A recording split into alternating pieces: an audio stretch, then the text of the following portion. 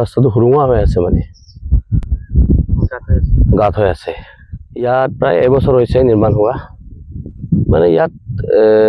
কি হৈছে মানে বনোৱাটো ভাল হোৱা নাই ইয়াত পুৰণা আলিটো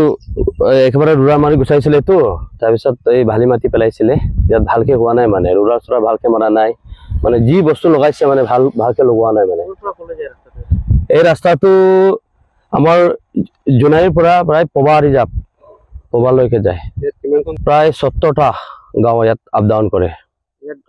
গাঁৱটো একদম বহুত তললৈকে মানে কিবা কহি গৈছে ইয়াত 4 ফুট মান দ হ'ব ৰাতিৰ ভিতৰত হৈছে ইয়াত প্ৰায় ইয়াত কালৱালা এই ডাম্পাৰবিলাক ইয়াত বালি কৰি আছেতো আৰু মানে এই কাৰণে মানে ইয়াতো কহি গৈছে মানে কামটো মোৰ মতে বিনয় বুলি কয় ঠিকাদাৰৰ নাম বিনয় বালি মাটি হয় আৰু ৰুৰা মাৰাটো ভাল হোৱা নাই মানে পুৰা ৰাস্তাটো মানে ইহঁতে এই ধৰণৰ বনাইছে মানে পুৰা বেয়াকে বনাইছে মানে ভাবে একদম 100% এক্সিডেণ্ট হ'ব মানে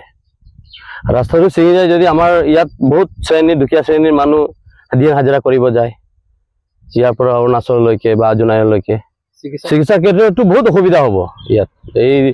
ইয়াত আমাৰ 108 আমাৰ যিকোনো ডেলিভাৰী বা বেমাৰীবিলাক কৰি অনা গাড়ীবিলাক বহুত দিগদাৰ হ'ব ইয়াত অহা যোৱা যদি ৰাস্তাটো মানে ভালকে নিৰামতি এতিয়া নকৰে